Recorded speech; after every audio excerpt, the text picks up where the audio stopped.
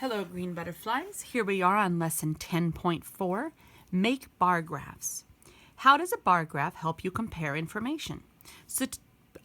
Yesterday, we were reading bar graphs. Today, we're going to make our own. It's very, very similar to making our own picture graphs. The only difference is rather than drawing a circle or a baseball bat or whatever, we're going to color in the whole space neatly. Being neat on a bar graph is really important. It says, use cubes to model the problem. Color one box for each food item to complete the graph. So, let's take a look at our picture here. Pizza. How many pizzas? If it helps you, you can use cubes and just set one cube on each pizza. And how many is that?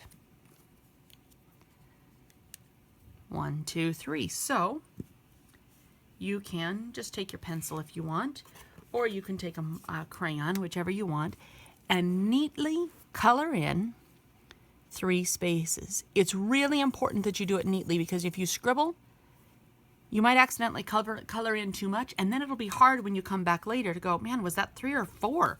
I don't know.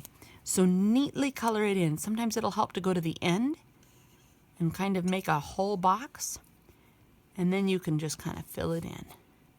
Okay? 3 for pizza.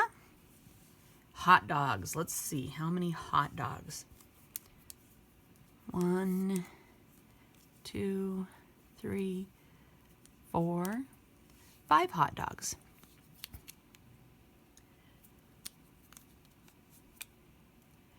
Once again, do it neatly. You might want to come all the way to the end and just make a nice box.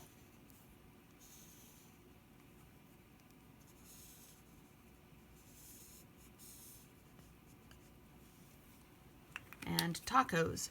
Now another way you could do this, rather than using cubes, is to just do like we did on that other lesson and mark them off one at a time. Let's see, 1 taco, color that one in.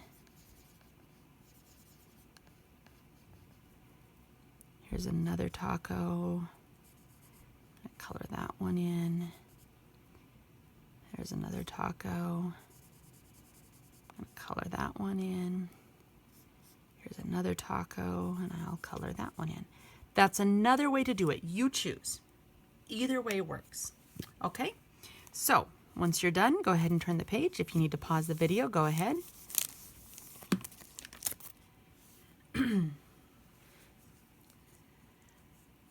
Are there more daisies or sunflowers in the garden? Make a bar graph to find out. Color one box for each flower in the picture.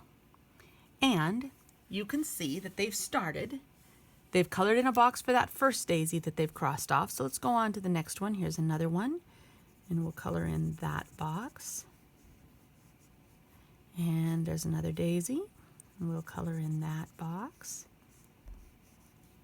And another daisy, we'll color in that box. And another daisy, we'll color in that box.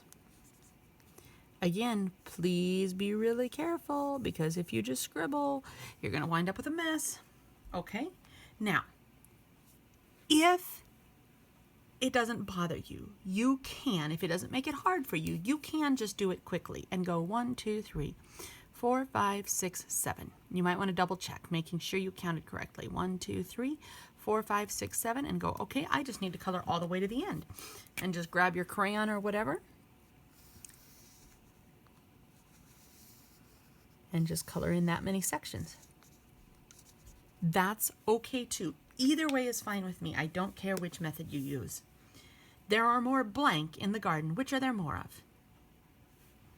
Well, let's look. Which line is longer? The sunflower line is longer. There are more sunflowers in the garden. So, since the word is right there, it must be spelled correctly. Let's go ahead and copy it.